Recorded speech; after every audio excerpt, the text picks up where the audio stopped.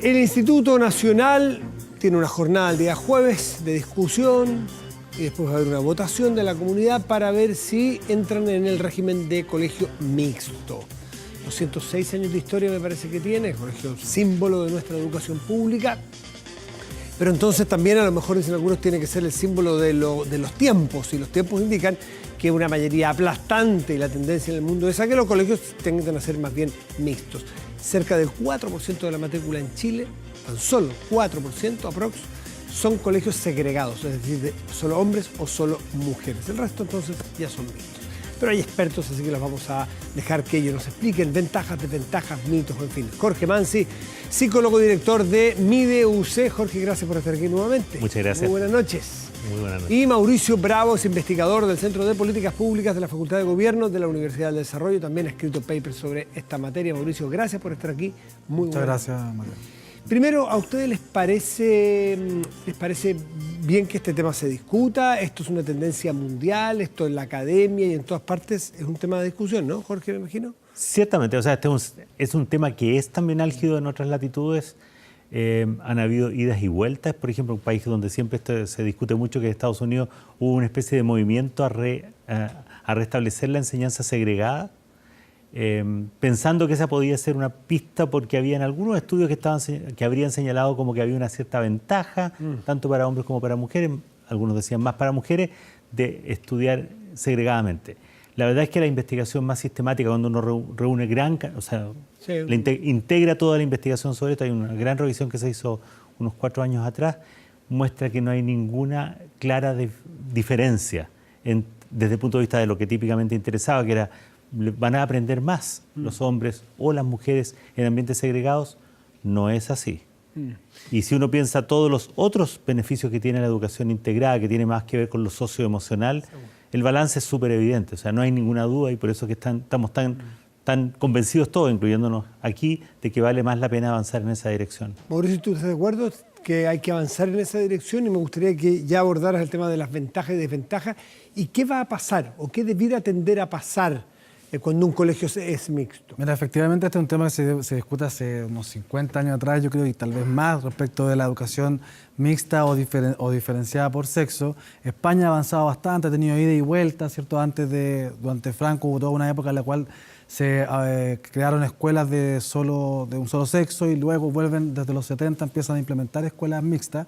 Por lo tanto, hay como dos momentos o hitos ahí que son especies de experimentos que te ayudan un poco a mirar y a ver qué efectos puede tener ¿Qué respecto. se producen? Por ejemplo, ¿qué característica típica debiera tener un colegio segregado? La verdad es que rendimientos de hombres y de mujeres. La verdad es que, claro, que la evidencia empírica no es muy concluyente. Hay estudios que dicen que sí hay efectos respecto al rendimiento, especialmente en mujeres. Al parecer, las mujeres que estarían en sala de solo mujeres tendrían mayores beneficios versus los hombres en salas solo de hombres. Pero la verdad es que al empezar a reunir toda esta evidencia, como decía Jorge, uno empieza a ver que los efectos, si uno junta todos los papers, digamos, empieza a analizar, la verdad es que se empiezan a compensar y no encontramos grandes diferencias respecto de una educación versus la otra. Sí, o sea, yo estoy de acuerdo con que en la discusión sobre lo que más la gente tiende a mirar, que es matemática, lenguaje, ciencia, no es una conclusión nítida. Pero es el rendimiento académico, le llamamos. Sí, es la parte académica. Aparentemente, en colegios segregados, beneficia a la mujer estar segregada versus el hombre. ¿Es así? ¿Esa dice la evidencia? Es que la verdad es que eso quedó como una especie de mito, de que era así, porque algunos estudios lo mostraron, pero había otros estudios que han mostrado exactamente lo opuesto. Y como digo, el balance que hizo esta investigación muy grande, con investigación de 180 y tantos estudios de muchos países que los integró, mostró que no había ninguna clara diferencia ni en favor de la educación segregada ni en estos aspectos, ni en favor de la educación mixta. Pero cuando miramos otros aspectos, ¿sabes? La vida en sociedad es una vida mixta. O sea, todos tenemos que desempeñarnos en el trabajo, en la educación superior, en la vida social, en la familia, en entornos mixtos. Por tanto, ¿por qué la escuela tendría que ser un ambiente que no nos prepare integralmente para esa interacción?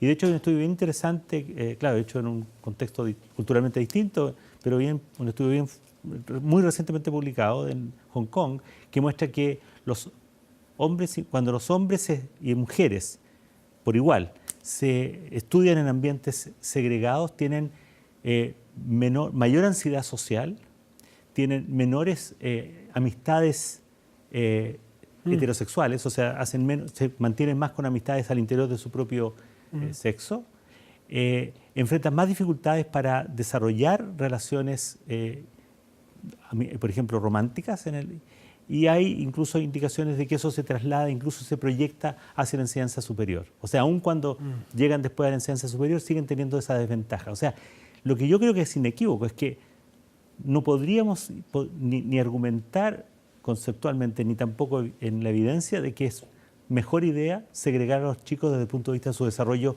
integral. Recuerdo haber escuchado hace 1 año, 2 años, una entrevista radial a María Teresa Ruiz, Premio Nacional de Ciencia. Su expertise no es específicamente pero una mujer lo suficiente inteligente y criteriosa para dar un juicio que era bien políticamente incorrecto. Ella decía que prefería, en alguna etapa de la vida, la educación segregada básicamente por los niveles de desarrollo emocional o de madurez distinto. Entonces, y era razonable. Un muchacho, una chica de 14 años, 13 años, 12 años, están los niveles de hombres y mujeres en madureces muy distintas y juntar la misma sala de clase puede ser eventualmente un problema. Entonces, ¿cómo ven ustedes eso? Las madureces distintas, más tardías de los hombres. Hay cierta evidencia empírica, ciertos estudios que demuestran que, claro, con los colegios solo de hombres o cursos solo de hombres podría haber mayores niveles de indisciplina, por lo tanto menos motivación escolar o menos atención al aprendizaje, versus cursos de solo mujeres donde efectivamente la mujer es un poco más ordenada, más responsable, pone más atención y eso le permite entonces alcanzar mejores resultados. Pero más que sea de hombres o de mujeres, tal vez tiene una explicación de cómo uno tiene el manejo del curso o cómo el profesor puede enfrentarse de una manera tal de mantener el control dentro de la sala de clase. Pero Jorge, tú como psicólogo, la ventaja supuesta que pudiera tener, o que algunos legítimamente piensan, el que no es bueno, o más bien, la ventaja de separarlos dados los niveles dispares de madurez a cierta edad. Mira, a ver, hay un cierto mito de que incluso el cerebro de las mujeres y los hombres, porque son de distinto tamaño, por ejemplo, y porque hay algunas diferencias que se han detectado, podría ser conveniente que educar a hombres sería distinto que educar a mujeres. No hay ninguna evidencia que respalde esa afirmación. Pero las madureces a distintas edades, ¿tampoco hay evidencia que las mujeres maduran antes que el hombre? ¿No hay evidencia? En algunos aspectos. ¿Solo social? Es temporal en algunos aspectos y no es un efecto permanente. O sea, no tenemos, o sea, lo que sabemos es que hay constatación de diferencias de logro. Eso ha sido muy tradicional, ¿no es cierto? Por ejemplo, que en matemáticas los hombres tienden a tener mejores desempeños que las mujeres. No es en todos los países, pero en la mayoría de los países. Y que en lenguaje a las mujeres les va mejor que a los hombres. En las pruebas internacionales ocurre en todos los países, eso es cierto. ¿Ya? Pero no hay nada que diga que no podríamos educar por igual a hombres y a mujeres. No hay ninguna evidencia que diga que eso no se puede hacer. Y el punto que es clave, que es el tema de cuán bien preparamos a los profesores para que puedan organizar la enseñanza.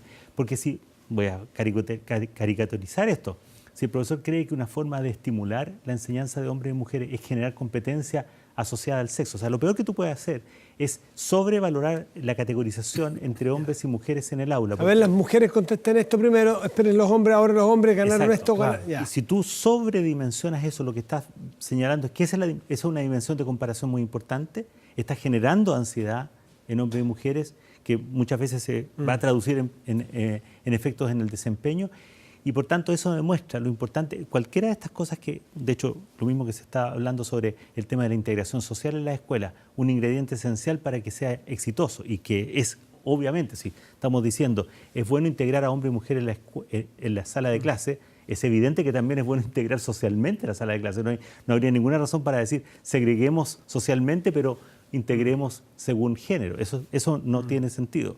Pero en ambos casos, lo que es clave es la preparación que reciben los profesores para manejar la heterogeneidad en el aula. Hay una tercera vía, que es la coeducación.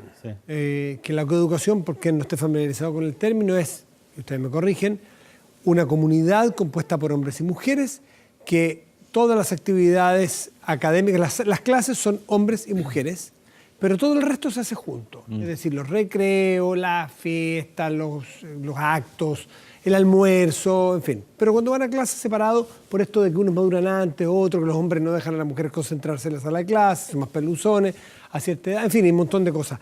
Esa coeducación ha dado resultados. ¿Qué evidencia hay?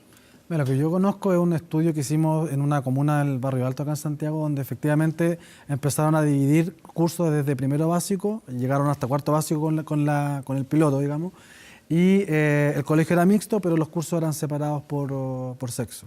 Y la verdad es que uno empieza a mirarlo y a seguirlo durante estos 4 años, y al pasar los 4 años en cuarto básico, tomarlo y ver si hay algún impacto, no encontramos ningún impacto significativo entre hombres y mujeres. Aplicando distintos métodos, no pasaba nada, y finalmente cuando ya aplicamos algunos métodos más rigurosos de análisis, encontramos que pierden las mujeres y los hombres, en matemáticas al menos, perdían respecto de el grupo de control, que era un colegio mixto. Entonces, y por otro lado hay otro estudio que se hizo de una experiencia al revés, de colegios que son segregados por sexo, pero se unen después en tercero y cuarto medio, y encuentran la evidencia contraria, digamos, que finalmente los alumnos que pasan de un solo sexo a mixtos pierden también. Entonces, finalmente, un poco lo que estamos hablando, no hay evidencia que sea concluyente para ninguno de los dos lados. Encontramos distintos casos, experiencias que finalmente llegan a ser lo suficientemente sólidos como para hablar a partir de ahí, hacer una política pública. Jorge, la coeducación, ¿a ti qué evidencia qué evidencia tienes tú o has conocido o qué opinión te merece? Es que, a ver, sobre la evidencia yo creo que tenemos la misma opinión. O sea, la evidencia que existe no es concluyente para ningún lado.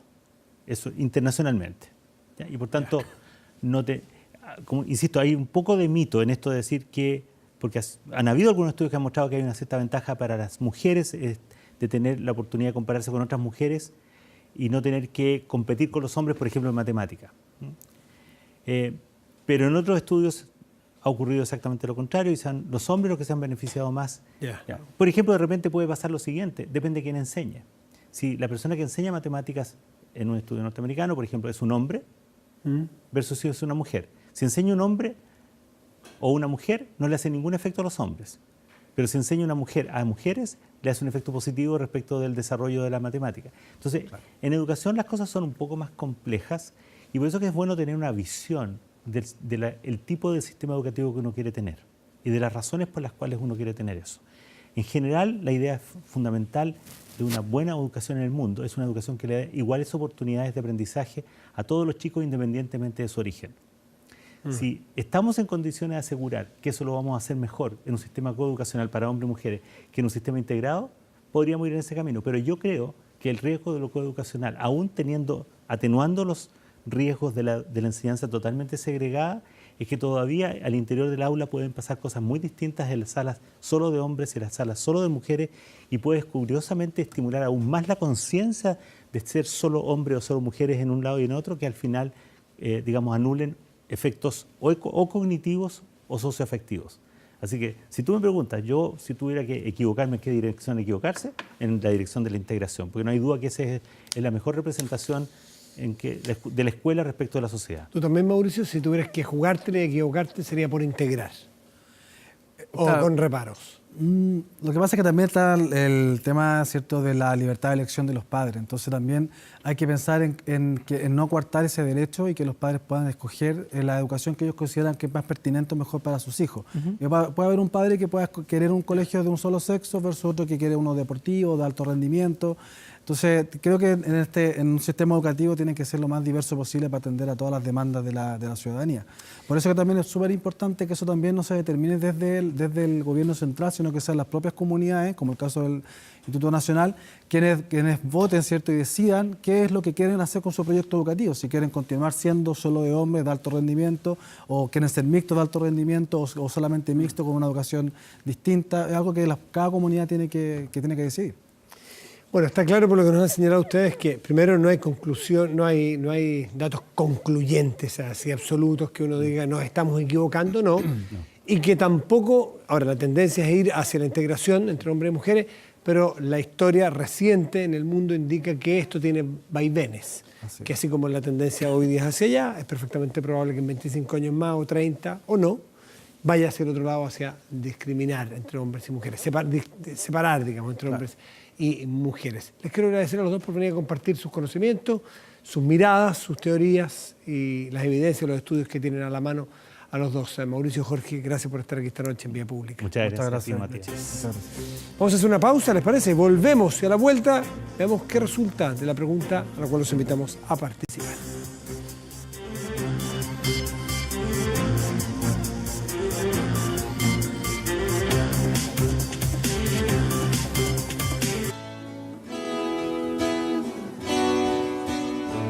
Con esta música de fondo, de inmediato les presentamos el resultado a la pregunta a los cuales los invitamos a participar. Y tiene que ver con esta decisión que pronto se tomará en el Instituto Nacional.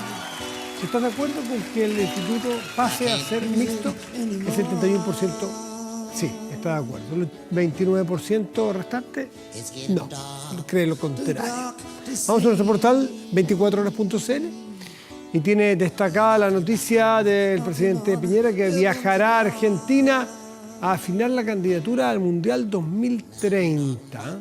Es una candidatura que pretende Chile con varios otros países, Uruguay, Paraguay, Argentina, Chile. Así que, claro, de hecho se va a juntar con Tabaré Vázquez y con Mario Abdo, presidentes de Uruguay y Paraguay, más el local Mauricio Macri. Pero hay muchas otras noticias que usted puede revisar en 24horas.cl. Revisemos qué temperatura hay en este momento en la región metropolitana.